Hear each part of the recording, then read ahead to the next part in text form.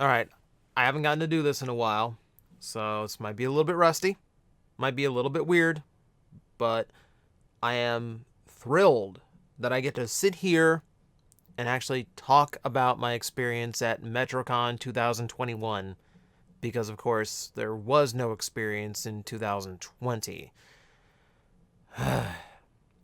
It's weird now because now there has to be that gap in my head where it's this is my 13th Metrocon, but my first one was 14 years ago, and I have to remember that we did the anime time skip, and now everyone has moved ahead a couple years. So that's what I had to keep in mind all weekend. And everyone got that wrong, by the way. Everyone kept going last year. No, wait. Last con. Funny. It's funny to catch people. But yeah, this is my usual, like, Metrocon recap video. I've coalesced my brain, put it back together. My body is only kind of hateful of what I did to it. So fortunately, I think I'm together enough. I can keep my head on this, and we can actually talk a little bit about what my weekend was like. So let's go ahead and do that. And we're going to start with what is important to note about this convention, which was we are still in a pandemic. Yeah, there are still risks going out no matter what you do, but I feel like Metro put on the safest event they possibly could under the circumstances. Everyone, if you wanted to go without a mask, you had to provide vaccination proof. And then, it was required by TCC and Metrocon, and they were good about enforcing it to wear a mask if you did not provide proof of vaccination. So, and there's people like me that decided both. Both is a good option. Both is comfortable for me. So I got to wear my custom because of course I'm gonna put my logo on everything I can. So I got my little mask with my logo on it, but I am fully vaccinated too. I just like that extra layer of protection, and I like to go around feeling like I'm a Mortal Kombat ninja. There was at one point where I was literally thinking like, can I cosplay like Ermac, the red ninja from Mortal Kombat, and then just like have like an actual like medical grade mask made and then my logo underneath it because that's still red and black. It still fits in. But I can never cosplay at Metro because I've always got too much equipment to lug around. The camera's bad enough. It's the tripod. I've got like literally like my skin here is still like sore and red from the tripod like weighing me down and like rubbing against it all weekend. I've got to find a better solution for that at some point somehow. Minor gripes. But yeah, the con, I felt safe at the con. I felt like they did everything they could to make sure it was a safe event for everybody involved, which is all good. And all the staff were required to be vaccinated too, so they tried everything they could.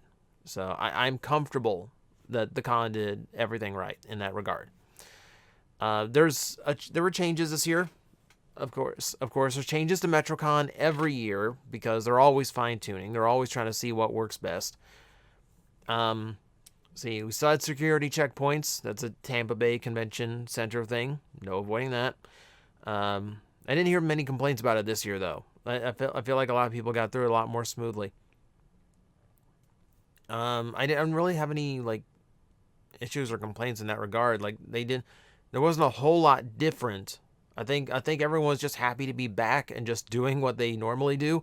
So not a whole lot different. The main thing for me was no more AMV contest. It's gone now. If you look, it's just barely in the shot right now. But if you look to this far side of the screen, you see Megatron over there, and behind him is this weird piece of plexiglass. That is my trophy from the Metrocon AMVs in 2013. That is Best in Show. So when you talk experiences at Metrocon, I've been a normal attendee, I've been a VIP, I've been a member of the press, I've been a guest and gotten to go on. I've gone on stage at Metrocon. I've interviewed the voice actors at Metrocon. I've won awards at Metrocon. I think there's few people who have done as much as I have at this convention, partially because I've been going for so long, partially because the staff lets me get away with things I probably shouldn't be able to get away with. I told Alex this year, I don't know why you let me play in your playground, but I appreciate it. And that's still true to this day, because what I do could be easily done by a professional that they could easily hire and pay to do it. Still let me do it. And I'm incredibly appreciative of that. And I'm almost out of water, which is not good for a long talky vlog. That was the personal change for my experience at Metrocon. This is my first time going the entire con weekend with no caffeine. I told people that because I've been caffeine free since November, and I think I kicked soda in November. I don't like coffee. I don't like tea. I hate energy drinks completely. So I've just been water and sometimes juice, and that's about it. No caffeine whatsoever. And when I tell people, when I've told my friends working the con, they stare at me like, how? I don't know. I honestly do not know. I described it. I made a post on Facebook that described it as like Metrocon is like this little yellow gear in my heart that just keeps on spinning. And I don't know what it is, but it's just keeps spinning like, and it just does not stop. Like all the torque in the world in this little gear when it comes to Metrocon. I will talk to friends who are just dead on their feet. I have con friends who go like, oh god, I'm just gonna go home and go straight to bed, and just like crashed out. One of my friends from my D&D group, we came home Monday. Keep in mind, they live locally, so we had the exact same drive back to Tampa, and we're basically racing home to get to our D&D session at 4, and he conks out. He's like falling asleep an hour into the session, so he had to take his leave. I stayed up till like 4 in the morning that night, just catching up on things, because like I was still just like all gears going. I'm still good. I don't know what it is. Like Metrocon is the coal in my furnace. It is just the fuel that drives me. And when I'm there, when I'm in that environment, I've got all the energy I need. If I feel like I'm exhausted, I just say, no, I'm still going. There's no stopping me. My legs are not, like, my legs are sore, but you're going to keep going. And because I don't know what it is. It's just endless energy when I'm there. It's the people, it's the environment, it's everything. So let's talk people a little bit. The cosplay scene this year was a little bit weird. I didn't see as many like super elaborate cosplays as I did in previous years. And I'm sure there's various reasons for that. I thought it was going to be an interesting year because you had so many people who spent a lot of money and time on their cosplays from last year that they never got to show off. So there's a weird mix of, here's some cosplays that are from shows that like cooled off from the last year and is kind of like quietly moved on. And there's some modern cosplays. A lot of the go-tos that I normally see, Goku, Inuyasha, Naruto, Attack on Titan, and Full Metal costumes, almost all of them were gone. I saw a few Dragon Ball, a few Narutos over the weekend. There's a lot of My Hero, of course, because we had like 6 VAs from My Hero this year. So, of course, you're going to have a lot of them. But it was an interesting mix. It was an interesting mix this year. And there's a few from She-Ra, which made me happy. Of course, that's one of those like, oh, everyone, like if we had a Metro last year, like right when that last season ended, there would have been a ton of Adoras and Katras just running around the entire convention hall. We had a few. So I got as many of the cosplays as I could. There's some really impressive work. I might just do like just one video, like here's the Metrocon cosplay for the year. I haven't decided how I'm going to format that yet. Still, super cool to see the people. Cool to reconnect to some old friends that I run into every year. You know, we had some new ones this year. So I ran into my new friend Joseph, who he's in my Discord. He told me he was coming to Metrocon, so like we were gonna try and meet up at some point. You can't meet up with me in Metro, unfortunately. Because my schedule is just like hour to hour to hour to hour to hour. It's like very firmly scheduled. I can't move. I can't budge on it. I can't work anything in. I have to get to this show, and then this show, and I have to go cosplay hunting, and then I have this time for lunch. And that's just my entire weekend. So you really can't like add anything into it. I don't really have stopping time, is the thing. So, but him like he was super excited, so I wanted to meet up with him. We actually like incidentally ran into each other on the first day. I didn't know that he was going to be wearing one of my logo shirts. And it just happened to be the day I decided to wear my logo shirt, like my classic. Because I always make new shirts for Metro every year, but I try to change up the logos. The only one that's consistent is Saturdays. I will wear like the traditional TJOmega sigil. I had a more important shirt for Saturday this year, so I wore the traditional on Friday instead. He's wearing that shirt on Friday because it's the same shirt that I sell on my Teespring page that's linked to this YouTube channel. Go below, get your stuff. Thank you for purchasing. Cheap plug.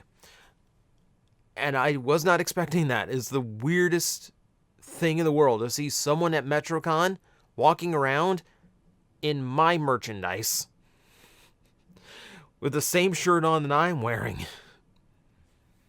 Super cool, but super trippy. Like I stopped one of my friends. I stopped one of my friends that works a con, going, Aaron, I'm having an existential crisis. There's someone here dressed as me. One of the weirdest experiences of my life, but it's such a cool experience. Thank you very much, Joseph. Like you made my con immediately. Like, keep in mind, you know the number of things I just ranked off on Metrocon? I've been doing Metrocon 14 years. I've done like the Team Dynamite events that no one went to. I did those. I went to those. So to do something to give me an experience at Metrocon that I've never had before, props to you. Thank you. So, people were awesome as always. Thank you very much if you came up for a photo. I'm still surprised anyone wants to take a photo with me, but it's always cool when you do. I do love meeting people while I'm there. I understand. I'm always in a rush, but but I don't mind like stopping for a minute to say hi and just I like to check in on people, make sure they're having a good time at Metro. A lot of that was in the merch hall because, of course, if I'm standing next to a pile of Kamen Rider toys, I'm gonna get Kamen Rider fans coming up going, wait, aren't you TJOmega? Yeah. The symbols that I'm wearing all over me give it away. And yeah, the merch area was awesome this year. I didn't realize how much I missed that environment of just like walking around and just like this piles upon piles of just incredibly cool stuff. Eclectic mix this year. There's some booths that are Metro regulars that didn't make it this year, and I kind of worry about them because that's again, cost of pandemic is they spent a year and a half not being able to travel around and peddle their wares, and like I'm hoping they just didn't have time for it or they didn't make it out to this one, and not like the company didn't survive, the year and a half off. So like I'm hoping the best for them. The ones that did come around did some incredible stuff, from the Artist Alley to the ones who are technically doing Artist Alley style stuff, but they're in the normal section for the dealers because I guess they're doing that well, or they're trying to make a bigger company out of it, so it's not just like casual artisty stuff that's on Etsy, and then just of course the normal merch shops. Some of my favorites were back. I was happy to see them. I do have friends in the dealer room that I get to talk to and meet with every year. There was a few booths. There was one booth that just had like a ton of Japanese CDs and old video games, like collector stuff. And I ended up going through there several times because every time I went through, it was like, oh, one more. Oh, one more. There was one table selling a ton of Kamen Rider stuff, so I probably passed by that table like 20 times. Just like, let's see what else there is.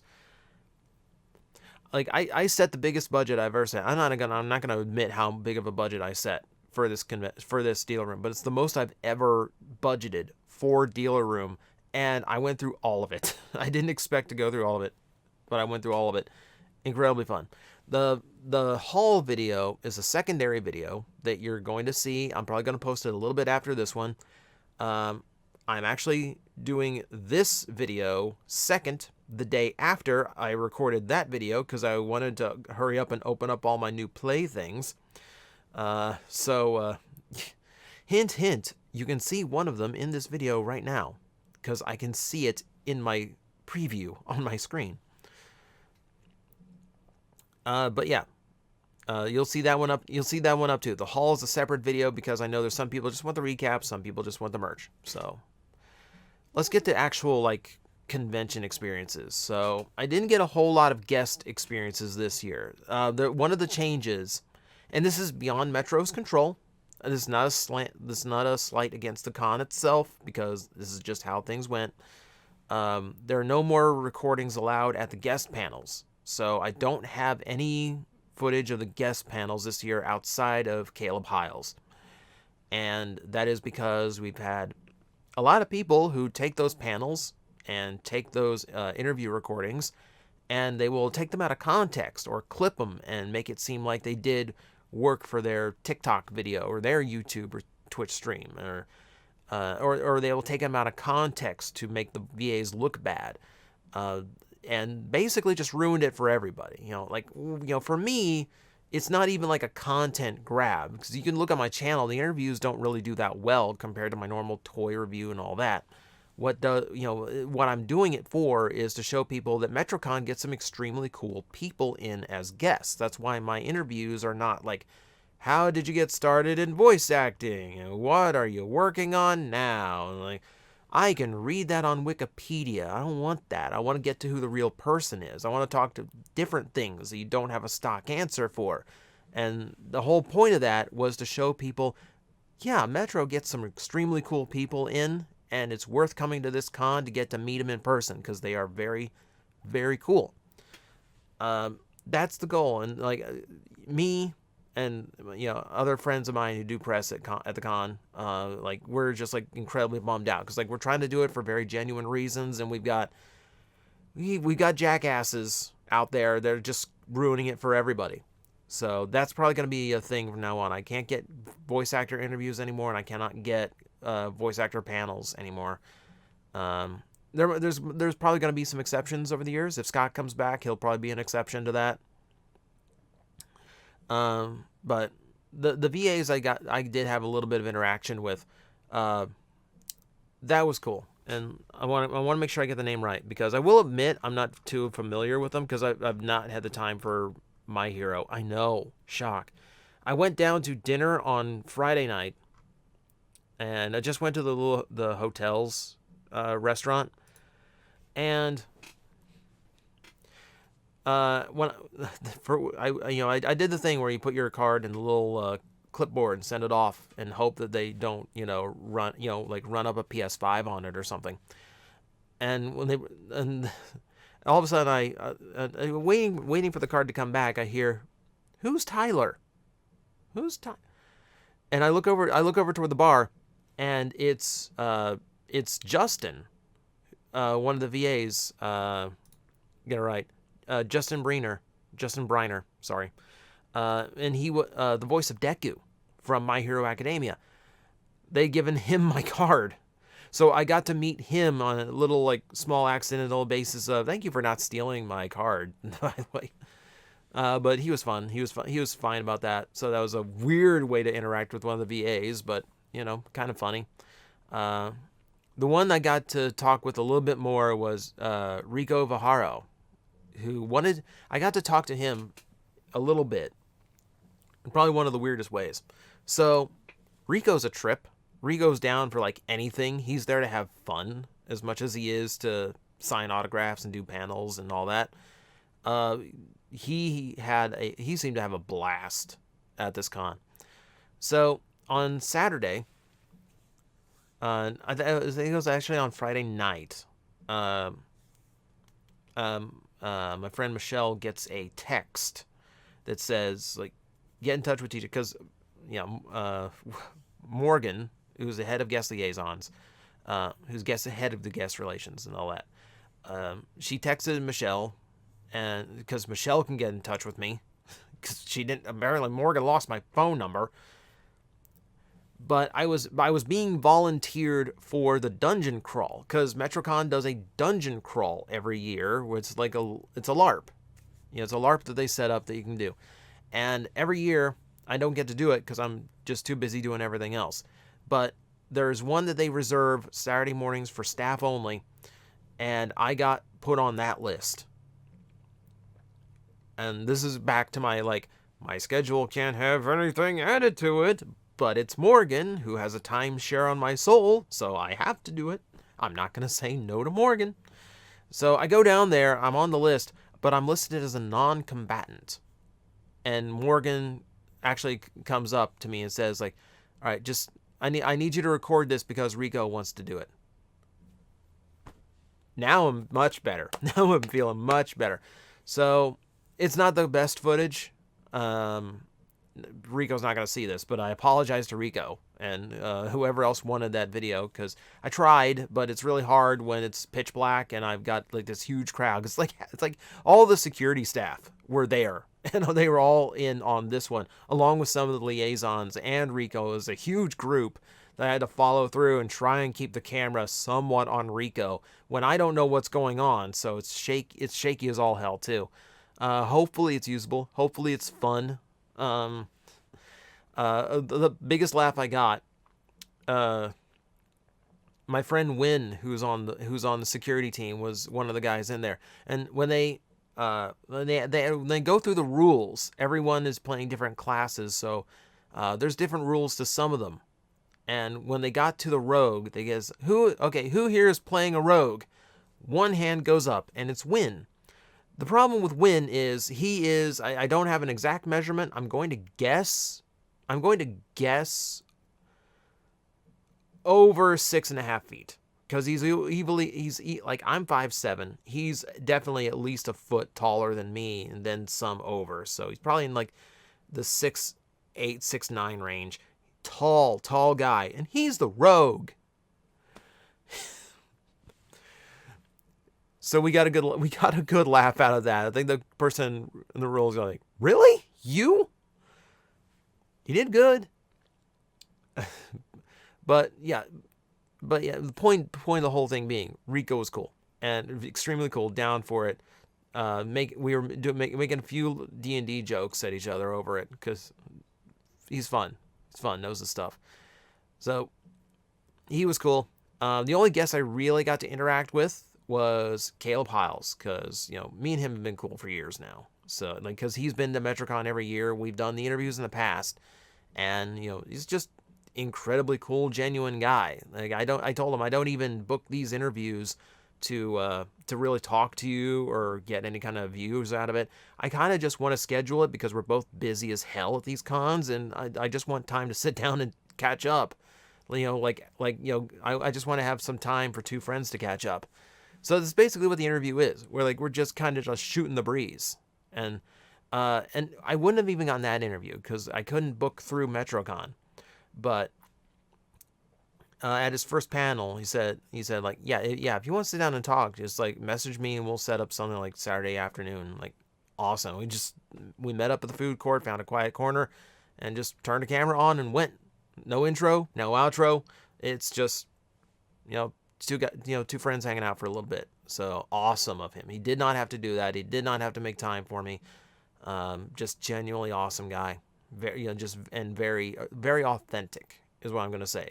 Caleb comes off as very super friendly, wholesome, ABC sitcom family dad kind of vibe. And he is everything of that. That's not an act. He is just, like I said, Metrocon gets super cool people. So that's been the extent of the guest interactions for the weekend. No Scott this year. Blame it on the travel restrictions. But there's events to go through, so let's go through some events. The first one, the one I'm always super excited for, is Kaiju Big Battle. I've been a Kaiju Big Battle fan for a long time, a lot longer than Metrocon's been bringing them in. This is the third year that they were invited. Do I have the poster?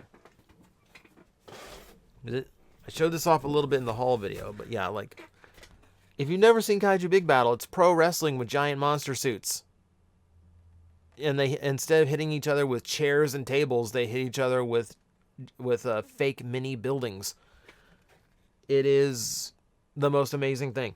And like, if you never experienced Kaiju Big Battle, look up Dr. Cube, because Dr. Cube is the best villain in pro wrestling nobody is aware of. Very fun event, very cool to watch always. My footage of it is terrible, so you might see a highlight reel of Kaiju Big Battle rather than like full matches, which I was able to do in before.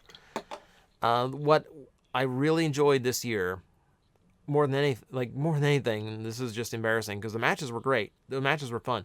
What was super cool was, you guys know me, I'm a Glyos collector, and like, it's been a long time since I talked Glyos on this channel. I'm looking for an example, and I don't have one right on hand, but they had there, like the back, like as you saw from the poster, the theme was a wedding. So they had to fill out the gallery. They had to fill out like guests for the wedding. So it was a lot of random monsters that either had matches earlier in the event or just a few random ones that were just like space filler. And one of the space fillers was Phaedon, the main character of Glyos. The original Glyos character was there because Phaedon, there's a long story to this. As like the owner of Kaiju Big Battle and Glyos, they are friends. The owner of Glyos, his sister, used to perform for Kaiju Big Battle. So Phaedon is an actual Kaiju Big Battle character. He has a official miniature released by Kaiju Big Battle. Super, like, and like the costume for Phaedon comes out once in a blue moon. You know, it's just like the stuff of myth and legend. And for me, the big Glyos guy, to actually be in its presence for a little bit, my God. I wanted to track them down. Like, unfortunately, by the time, like, the show closed, that the suit had gone into the back for, like, a good 20 minutes at that point. So it's obviously, like, out of character. It's back in the box and all that. But, like, I literally, I wanted to track someone from Kaiju down and just go, I will pay you $50 to give me a photo with that suit. No, literally, here's a $50 bill. Get $50 bill. If he's still in that suit, just please put the helmet back on and let me get a selfie with him. Because it meant that much to me. That didn't happen, but it was still cool to see. It made my day. To actual Metrocon events, because that's the amazing thing about Metrocon. That's really the only like outside venue I got. My friends from Nerds Know did a whole bunch of panels that I couldn't record because they're using, you know, Saturday morning cartoons and anime and commercial clips that I can't post. And there's some other events. They do Noise Complaint, which is cosplay tap dancing. I wasn't a fan of that when they did it, when they brought them in for the first time a couple of years ago. So I didn't really make time for it then. I don't know if they've improved or not. That's me being unfair. So I don't know whether, but it's not my scene. Let's just say that. But what I love about Metrocon, and what people need to understand why this con is so special compared to so many other cons, is that they actually write and rehearse and perform their own shows. They don't just rely on guests to bring in their content. They create their own content. There's one reason why when you see my Metrocon footage for the year, I don't post like full fights from the chess match. I don't post the full panels. I don't post the full anything. I do highlight reels because I want you to see how cool it was, and I want you to come and see the entire thing when they do it again next year. That's my thing. So, and I have a tremendous amount of respect for everyone that goes into this, the writers and the directors and the performers especially. That's still my weakness in Metro. I know most of the upper staff. I know, after this year, I know most of the liaisons. I know a lot of the security. You know, so like those are my Metro people. The performers, I still don't know that many of them, and I wish I did. I know Matt, I know Terry. There's some I wish I knew better. I wish I knew Keon better. We're cool, but we never really got to sit down and talk or anything. And he did an incredible job.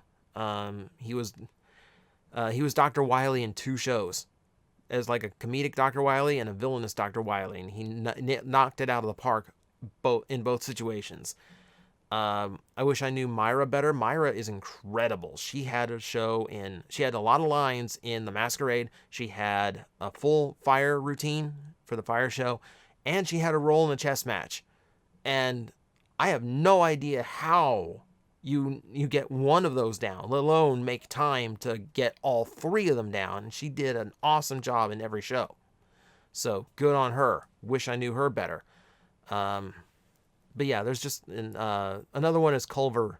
Culver, like if you saw like my past Metrocon highlights or the highlight reel I did for the Star Party, he was like Phoenix Wright, and he did that character in two chess matches as well, and he's amazing. Like Culver is like one of my hands down like favorite performers every year, and I don't know the guy at all. And I wish I did because he's awesome. He was Android 20 in Dr. Gero in the chess match this year and absolutely nailed it. I don't know how the man who makes a perfect Phoenix Wright is also a perfect choice for Android 20, but it happened. It works. But let's pull this back a little bit. We'll go through these one by one. So Metro Night Live, which is their anime, video game, sketch comedy series. When I first saw that, it was mostly a lot of famous SNL sketches that were redone with anime and video game twists to them. I don't know if that's still exactly what it is, or if I'm just so unfamiliar with SNL now, I don't know what the popular sketches are. They did do Celebrity Jeopardy. They did do that, but that's a little fun concept. I don't really I don't blame them for that one. I won't call that one a ripoff, but it felt original. Like a lot of the sketches this year felt like things that SNL would not do. I say Keon, who's the director of the show, he did a Wily sketch, whereas all of his like rejected robot masters, which that was funny. There's a lot of little spoofs there. It's a really clever bit where like normally at the end of these shows you have a curtain call where everyone in the cast comes out, usually like 2 by 2 or in little groups, and they all line up to take their final bow. Metro Night Live turns that into a sketch. They always figure out some way of getting everybody on stage one by one as different characters so they can do the curtain call like really quickly. Super clever. It's a way of working like one more sketch in, which I think is great. But yeah, there's some really good sketches this year, and I know they're not from SNL. There's one where it is basically just a running commentary on different video game companies, and even the video game companies that I love that they brought up in this, I agree with. I absolutely agree with. There's some really funny stuff. Really funny stuff. I'm looking forward to that. I'm looking forward to showing you that. Yeah, but I'm happy to see that they've evolved so much that now that's a lot more original comedy stuff. And I mentioned that he did Dr. Wily in the Masquerade as well. The Masquerade was fun. I know I was almost gonna skip the Masquerade, but when they told me no, you can't do voice actor panels, and the big VA panel of the weekend was against the Masquerade, I guess I'm doing the Masquerade now because I need the content. I'm glad I did. The theme was a spaceship where humans and robots could coexist. Because the theme this year for Metrocon was mortals versus machines. There's a theme every year, and this one it's a fun theme to work with, and it was kind of like what themed the chess match, of course, but also the Masquerade, a little bit of the fire show too. Yeah, it's a cool way of tying all the shows at Metro together. But this one was like humans and machines, basically on a space cruise together, with Dr. Light and Dr. Wily being the hosts, essentially. And it's a murder mystery because Dr. Light gets killed. And maybe it's like an iRobot situation, because it might have been one of his robot creations that did it. But yeah, like Wily was playing innocent the whole time.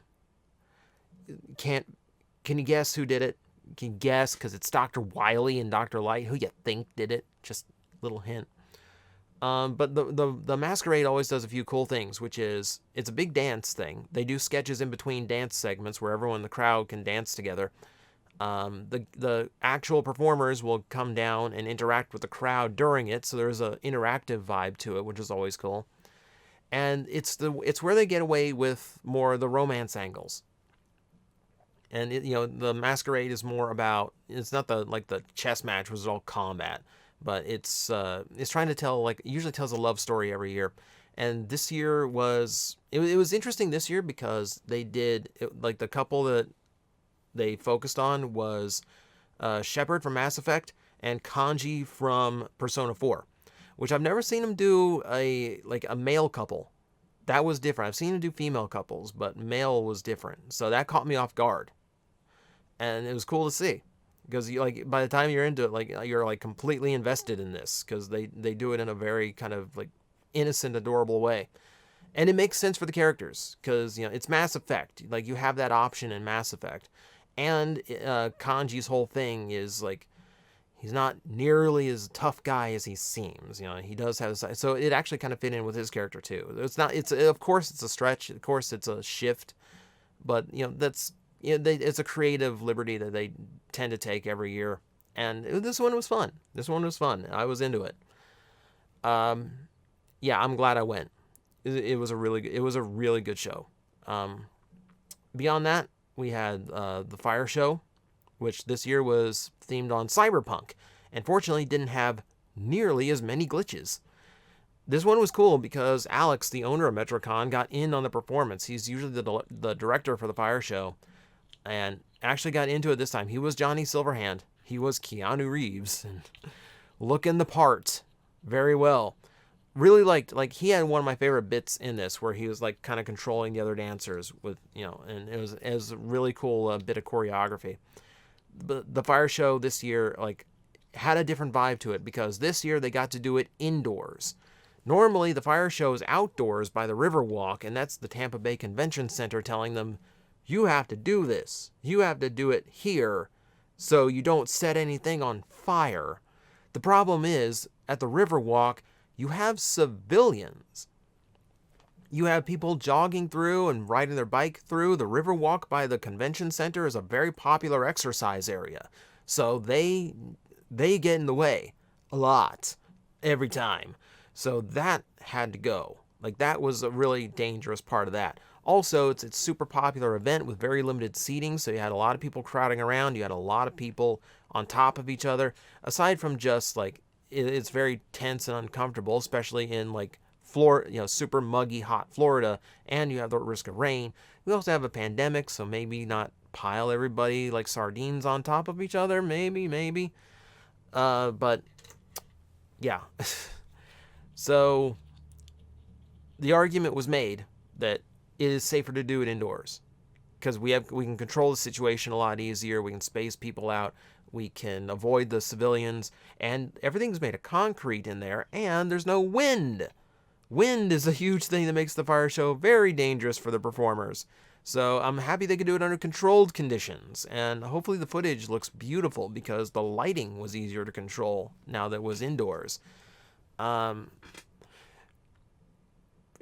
Fire Show usually has one or two slip-ups because it's a very intensive show.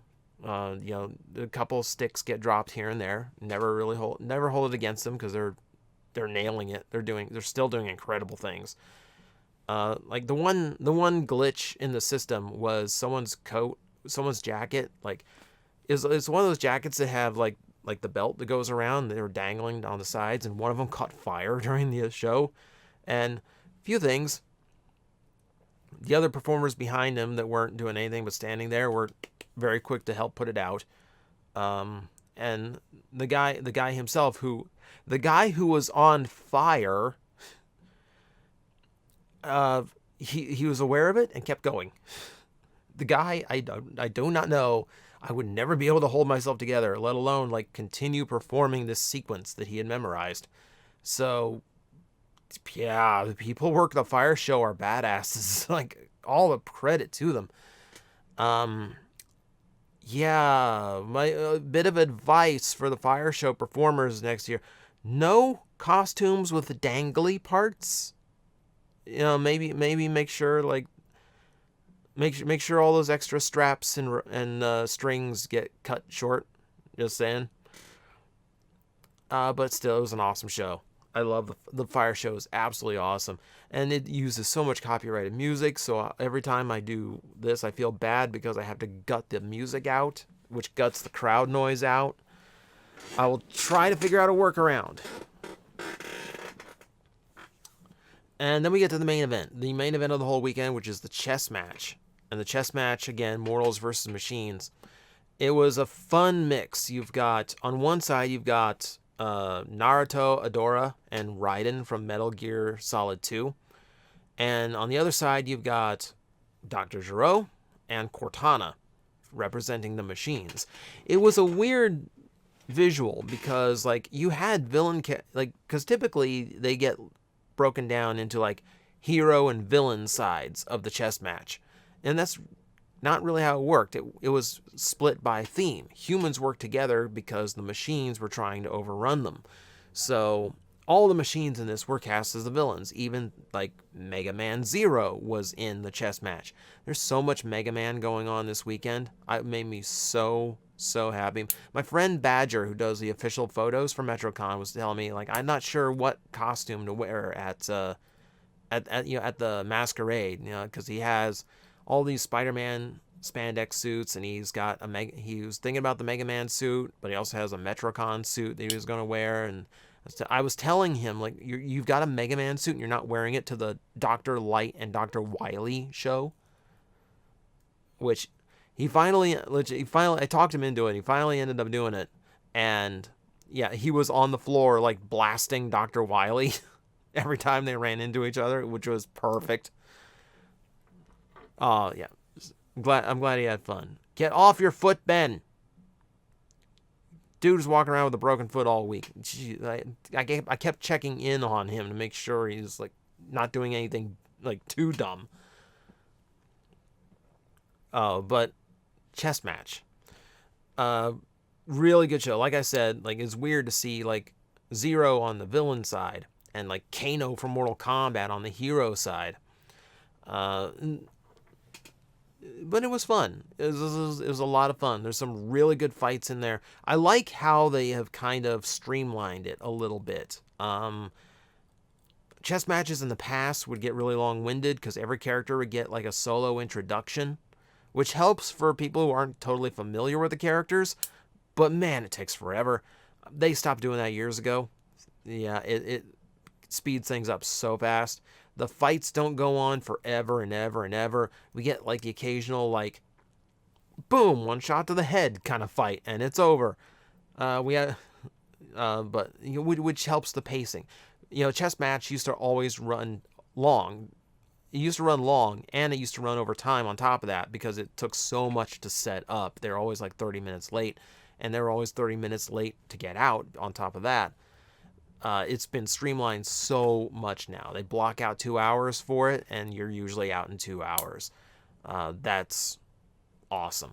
It's a much smoother event than it used to be, and less time waiting around for chess match moves to be called. More time getting around to, like, what everyone was looking forward to, which is the dream matches between these different game and movie and comic book and, like, anime characters. Love the finish too. I'm not gonna post the whole chess match, so spoiler alert. But think of the characters think of the characters you're talking about here, which is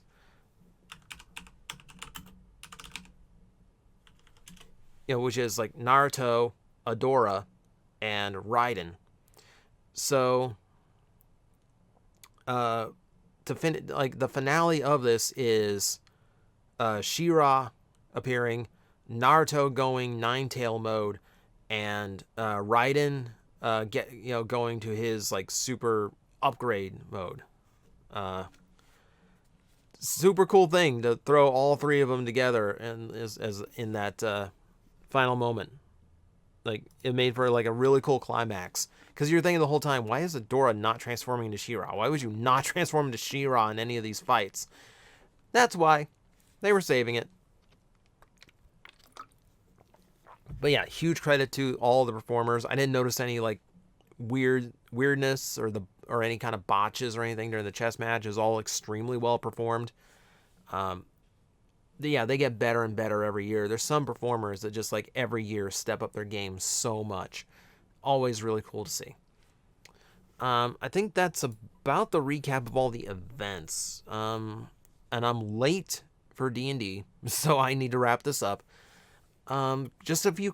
If I get to some closing thoughts here, everything was great.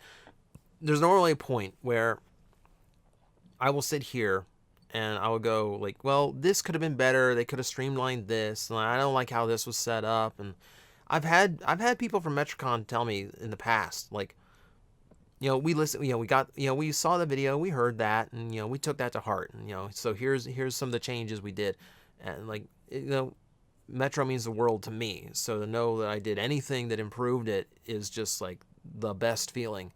But honestly, this year, like, I started recording and I stopped because I hadn't thought about this. I sat back and thought, well, I always put in some kind of critiques about how it could have been better. Like, what do I do this year? Like, what do I feel like could have done better this year? I honestly can't think of anything. Like seriously, like, I'm thrilled with how this year was handled, especially since everyone had a year off. I think the shows were performed well, aside from just a couple shows that were late, but that's something beyond their control. A lot of the things I think that I wish had been handled better are things that are beyond the control of Metrocon. They're the mercy of world events, the Tampa Bay Convention Center's requirements, that kind of thing. Yeah, I'm literally trying to think of it, and it's just nothing. It's nothing. There was like there's one thing I do want to kind of talk about. I'm sorry, I'm gonna bring the mood down a little bit. I know we're all like in this vibe. We're all just kind of enjoying Metro, and the stories and all that. But we do have to point out something, and there was a shadow over this year's Metro because like, Metrocon's a family. Like when we say like, and there's things like, well, this is my con family, like, but it's beyond that, because if you're in the performers and the cast, like, you've worked together, you've slept together, you've bled together, and like, there's a different connection there, like, I like, like, they adopt me into the family, and that means the world to me. I've had, there's people at Metro like Q. I know, Q, you don't do this for shout outs, but I love you, so I'm shouting you out. He would tell me, like, you're part of the heartbeat of Metrocon, which, like, Metro means the world to me. Like, Metrocon is, like, so much in here. So to hearing things like that, just like, that's just unspeakably, like, important to me. But like, it's that kind of connection, there's more. I told someone, like, there's family you're born into, there's family you choose, and then there's family that chooses you. And for a family to choose me means everything to me, and I love everyone there at Metrocon. Even the people I don't know. Even the people who, like, get the wrong idea of me, because I know I come off as just, because I know, like, my neutral mode is just like, that guy looks like a jerk and looks like he's upset or something. That's not me. That's not me. If I've never gotten the chance to talk to you at Metrocon, or you have any kind of like conception of me, please talk to me. Please reach out. I'm not hard to find on Facebook, or just like let's hash it out next year. I want to know as many people at Metro as possible. Seriously. And I want to be able to call everyone at Metro my friend. But it's a level of, it's a family that chose each other. So there is a bond there that is just incredibly strong. And, this year we lost a member of that family, James, who did Star Party and performed in Chess Match and Metro Night Live, and incredibly talented, incredibly fun, positive person. Horrible loss. I thank Ben for putting together the stickers that we were wearing on our badges, in his memory. Um, yeah, I I told you I had a more important shirt to wear on Saturday, which is why I wore my normal logo on Sunday on Friday instead of Saturday. But that was the shirt I wore. So James did the Star Party, and Ben did the Star Party logo, like the Mario Superstar in gray, as his memorial. I didn't want to ape that off of him. So like my tribute to James was the broken Metrocon gear, because that's what it felt like. That like a piece of that gear in my heart broke off. So I did the gear star instead. And I apologize to the staff who almost cried when I rocked up in that shirt. But it was important to me. It was important to me because I felt like I had to do something to just like, just like wear those feelings around for a little bit. Yeah, it was a surreal experience because I kept walking around and I kept thinking like he's just gonna walk around the corner. He's just gonna walk around the corner, or I'm gonna hear him behind me. He's gonna come up for a hug. And of course, that didn't happen. But there was no like big memorial tribute or anything to him. They didn't play any video or like they kind of like like the black and white date kind of image come up. It was a subtle remembrance, and I think that was for the best. James is not the type to want a memorial service that just brings everybody down, depresses everybody. James was very much the type of, no, I want people to laugh.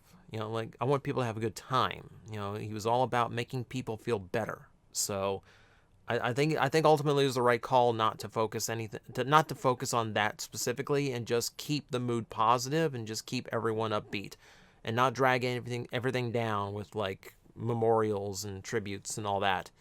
So I wore mine because I felt like I wanted to do something. I did my tribute video for him, the Star Party highlight reel, which I wish I could have done more. I lost one of my years. And it's one of my favorite Star Parties too, and I'm really upset over that. So I'm happy they went with that direction ultimately, because like it was a fun time, and yeah, I think we all just kind of enjoyed it for him, which was the thing. So yeah, I miss you, James. I love you. God. But yeah, that was my Metrocon vibe.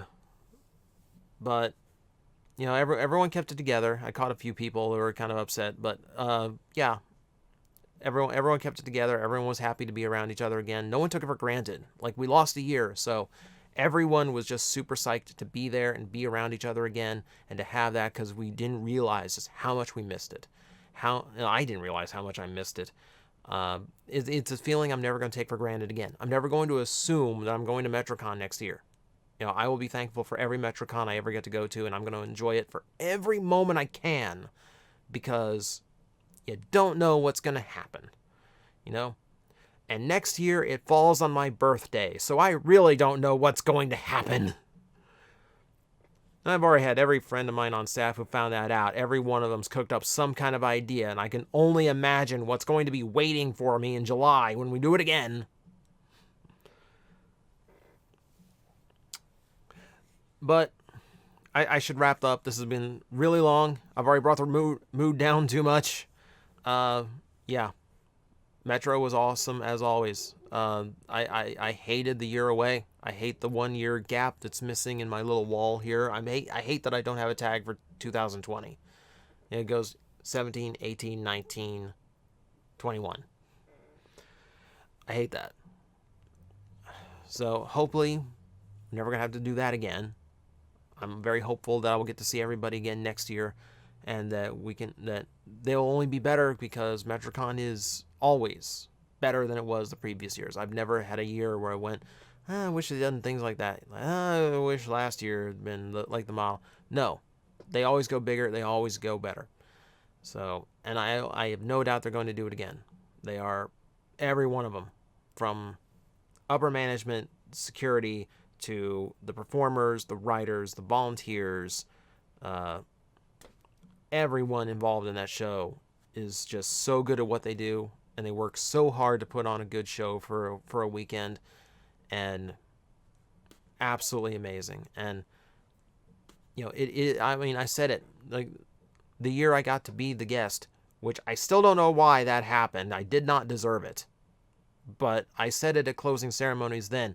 It is my favorite place on the planet. It is not hyperbole.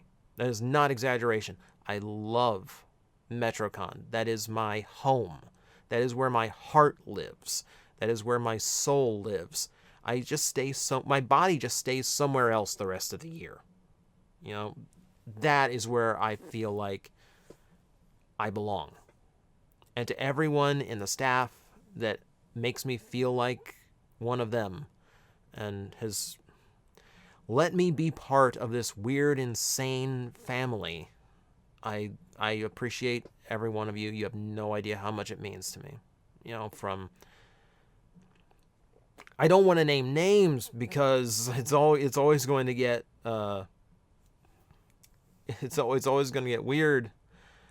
But yeah, but for everyone who's ever supported me, for everyone who ever wanted me there, thank you so much. You have no idea what it means to me. I love each and every one of you, and not like not in a nice way, but like literally, like, my heart and soul are in that building because you people enrich those things. You people make my heart and soul thrive. And I didn't realize how much that was true until I missed a year. Until I had to go a year without seeing you people and being in your environment. I did not know until this weekend. So thank you, everyone. Thank you, everyone, for everything you've ever done for me. And thank you so much for what you do. And thank you guys for watching this long. Yeah, so like I said, my vlog of all of my financial mistakes is going to be up too. So go and watch that if you want to see exactly what trouble I got into. And yeah, next year, I have no idea. I have no idea what's going to happen. It's going to be interesting though. So we will talk again then. And hopefully I see all of you again. So until Metrocon 2022, farewell.